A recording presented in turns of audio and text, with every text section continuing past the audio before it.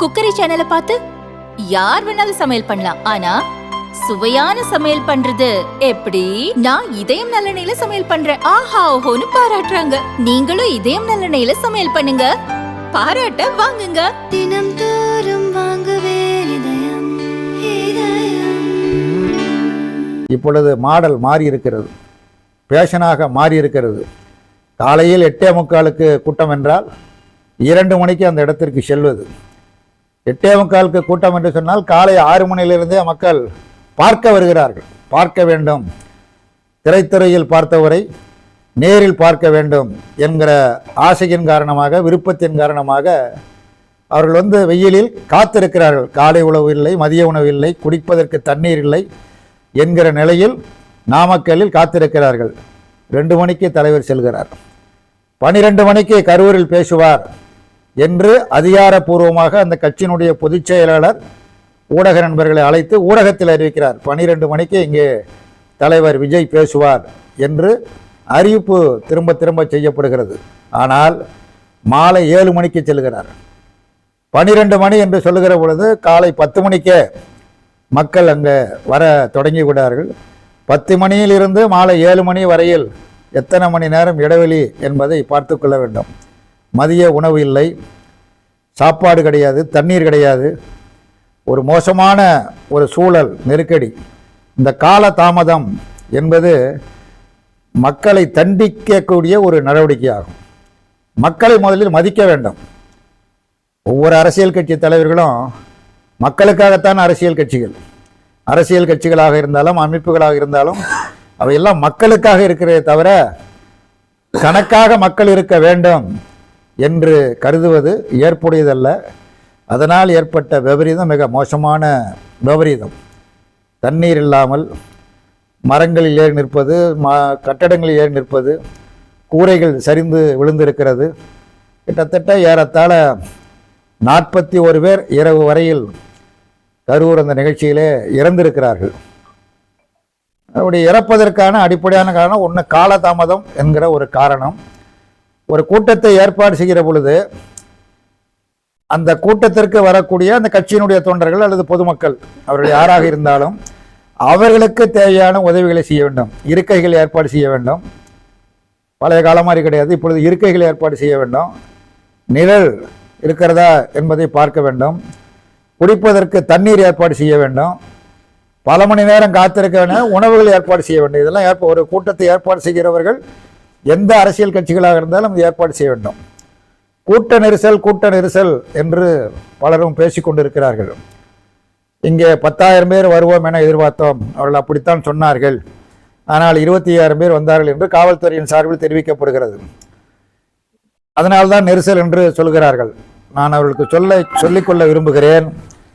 சேலத்தில் இந்திய கம்யூனிஸ்ட் கட்சியினுடைய மாநில மாநாடு ஆகஸ்ட் 15 முதல் 18ஆம் தேதி வரை நடைபெற்றது. மாநாட்டின் நிறைவு நாளான 18ஆம் தேதி 60,000த்திற்கு மேற்பட்ட மக்கள் பங்கு பெற்றார்கள், பேரணியிலும் பொதுக்கூட்டத்திலும். இந்த 60,000 என்று நான் குறிப்பிடுவது எனது கட்சிக்காக அல்ல. காவல்துறை உளவு பிரிவினுடைய அறிக்கை 60,000த்துக்கு மேற்பட்ட மக்கள் கலந்து கொண்டார்கள் என்று. ஒரு நாற்காலி உடையவில்லை, ஒருவர் மயக்கமடைந்து கீழே சாயவில்லை, எந்த காயங்களும் உயிர்ச்சேதங்களும் இல்லை. ஆக எந்த கட்சி நடத்துகிறதோ அந்த கட்சிக்கு திரண்டுகிற மக்களுடைய அவருடைய விருப்பம் கேட்பதற்கு இருந்த கூட்டம் அது. இது பார்ப்பதற்கு வந்த கூட்டம், அதான் அதுக்குள்ள வித்தியாசம். அங்கே மயங்கி விழுகிறார் என்கிற பொழுது வண்டியில் இருந்தபடி தலைவர், திரைப்பட கலைஞர் தண்ணீர் பாட்டில் எடுத்து வீசுகிறார். அது நல்ல நோக்கமாக கூட இருக்கலாம். மயக்கமடைந்ததற்கு தண்ணீர் கிடைக்க வேண்டும் என்பதற்காக கூட பாட்டில் எடுத்து வீசலாம். ஆனால் வீசுகிறவர் அரசியல் தலைவர் இல்லை. பழனிசாமி மேலையிலிருந்து தண்ணீரை வீசினால் அது பிடிப்பதற்கு ஒரு வாரம். இங்கே வீசுகிறவர் அரசியல் கட்சி தலைவரை தாண்டி அவருக்கு இருக்கக்கூடிய புகழ் என்பது திரைப்பட கலைஞர் என்பதுதான். ஒரு திரைப்பட கலைஞர் பாட்டில் எடுத்து வீசினால் அந்த பாட்டிலை பிடிக்க வேண்டும் என்பது, தண்ணீர் குடிப்பதற்காக முதலில் பிடிக்க வேண்டும். அவர் கையால் வீசுகிற அந்த பாட்டிலை பிடிக்க வேண்டும் என்பதற்காக நூற்றுக்கணக்கானவர்கள் முண்டி எடுத்து வரத்தான் செய்வார்கள். இது இயல்பு. ஏன்னா அவர் நடிகர். அதன் காரணமாக விபரீதமான விளைவுகள் ஏற்பட்டிருக்கிறது. உயிர்களை திரும்ப பெற முடியாது. ஒரே குடும்பத்தைச் சேர்ந்தவர்கள், தாய் குழந்தைகள் உட்பட. அதே மாதிரி திருமணம் நிச்சயிக்கப்பட்ட மணமகன் மணமகள் சாகடிக்கப்பட்டிருக்கிறார்கள். பச்சிளம் குழந்தை 2 வயது குழந்தை சாகடிக்கப்பட்டிருக்கிறது. குழந்தைகள் பெண்கள் என 41 பேர் செத்து மடிந்திருக்கிறார்கள். இன்னும் பலர் 50க்கு மேற்பட்டோர் மருத்துவமனையில் உள்நோயாளிகளாக அனுமதிக்கப்பட்டிருக்கிறார்கள். இந்த மரணத்தின் எண்ணெய் அதிகரிக்குமோ என்கிற அச்சம் இன்றைக்கு ஒவ்வொருடைய மனதிலும் எழுந்து கொண்டிருக்கிறது. நடைபெற்றிருக்கிற சம்பவம் இதுவரையில் எந்த அரசியல் கட்சி கூட்டங்களிலும் இப்படிப்பட்ட மோசமான கொடூரமான இழப்புகள் இதுவரையில் ஏற்பட்ட வரலாறே கிடையாது. இந்தியா முழுவதும், தமிழ்நாட்டில் மட்டுமல்ல, வெவ்வேறு நிகழ்ச்சிகள் நடந்திருக்கிறது. மகாமக குளத்தில் ஜெயலலிதா இறங்கிய பொழுது மிகப்பெரிய சேதாரம் ஏற்பட்டது. அது மாதிரி வட மாநிலங்களில் கோயில் திருவிழாக்கள் இது மாதிரிலாம் பலது நடந்திருக்கிறது. ஆனால் ஒரு அரசியல் கட்சி பொதுக்கூட்டத்தில் இப்படி நடந்திருப்பது என்பது இதுதான் முதல் முறையாக நடந்திருக்கிறது. இது கடைசி தடவையாக இருக்க வேண்டாம். நான் கேட்க விரும்புவது, சொல்ல விரும்புவது, எம்ஜிஆர் அவர்கள் அவர் பெரிய ஒரு மக்கள் தலைவர். அவர் 2 முறையை கையாண்டார். பெரிய கூட்டம் என்றால் பெரிய திடலில் மேடை அமைத்து பேசுவது.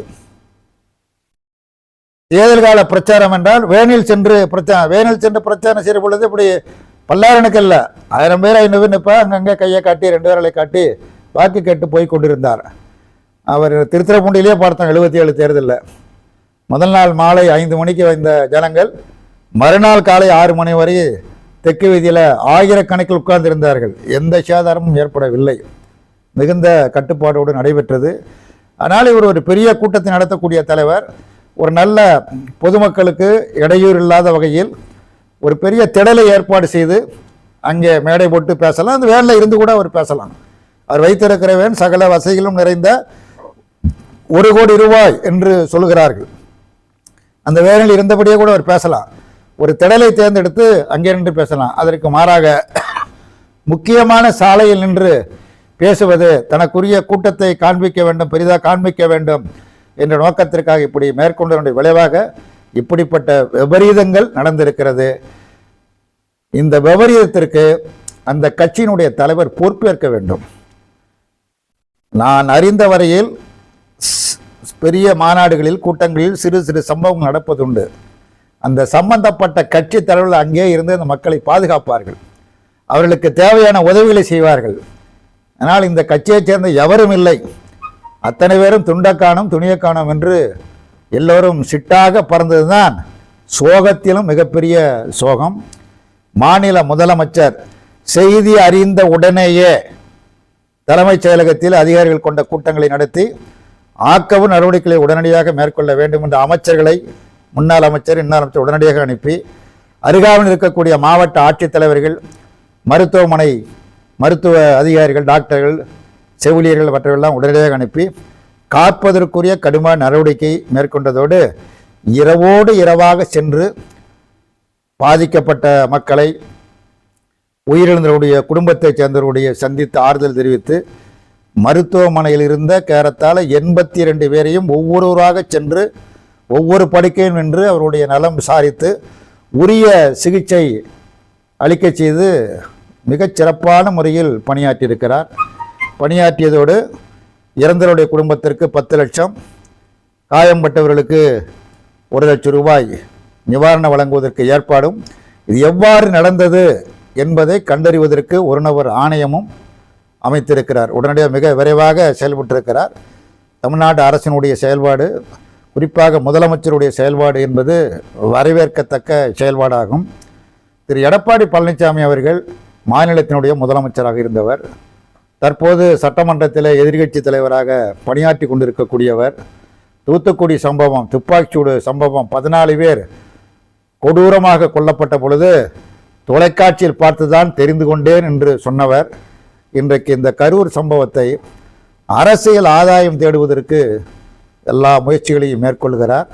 பொறுப்போடு ஒவ்வொரு அரசியல் கட்சி தலைவர்களும் இந்த சம்பவத்தை நமது நாடு மட்டுமல்ல, சீனா அனுதாபம் தெரிவித்திருக்கிறது, இலங்கை அனுதாபம் தெரிவித்திருக்கிறது, உலக நாடுகள் பல நாடுகளும் அனுதாபம் தெரிவிக்கிறது. இந்தியாவில் இருக்கிற அத்தனை அரசியல் கட்சி தலைவர்களும் அனுதாபம் தெரிவித்துக் கொண்டிருக்கிறார்கள். இந்திய கம்யூனிஸ்ட் கட்சி மட்டுமல்ல, அத்தனை அரசியல் கட்சி தலைவர்களும் விரைவாக கரூர் சென்று பாதிக்கப்பட்ட மக்களை சந்தித்து ஆதரவு தெரிவித்திருக்கக்கூடிய நிலையில் இதை அரசியலாக்க முயற்சிப்பது மிக மிக கடுமையான கண்டனத்திற்குரியது. இந்த பிரச்சனை குறித்து, இந்த கரூர் சம்பவம் குறித்து நேற்றைய தினம் தினமணி தலையங்கத்தில் எழுதப்பட்டிருக்கிற தீர்ப்பு தான் மிகச்சரியான தீர்ப்பு, மிக அற்புதமான தீர்ப்பு. பாரபட்சம் இல்லாமல் அந்த தலையங்கம் தினமணி தலையங்கத்தில் எழுதப்பட்டிருக்கிறது. திரு நடிகர் விஜய் அவர்கள் ஒரு படத்திற்கு 100 கோடி ரூபாய் அவர் சம்பளமாக பெறுகிறார் என்று சொல்கிறார்கள். நடிகர்கள் எத்தனை கோடி சம்பளம் எனக்கு தெரியாது, 100 கோடி வெள்ளப்பணமாவது கருப்பணமானு தெரியாது. அதனால் அறிவித்திருக்கிறது 20 லட்சம் என்று அறிவித்திருக்கிறார். என் தலைக்கு 1 கோடி ரூபாய் கொடுத்தாருன்னா, இவரை பார்க்க வந்தவர்கள், வேற யாரையும் பார்க்கவில்லை, இவரை பார்க்க வந்தவர்கள் கொடுத்தால் என்ன என்கிற கேள்வி பொதுமக்களிடத்திலே எழுகிறது. ஆகவே எதிர்காலத்தில் இப்படிப்பட்ட சம்பவங்கள் நடைபெறாமல் இருப்பதற்கு உரிய அனைத்து நடவடிக்கைகளையும் மேற்கொள்ள வேண்டும்.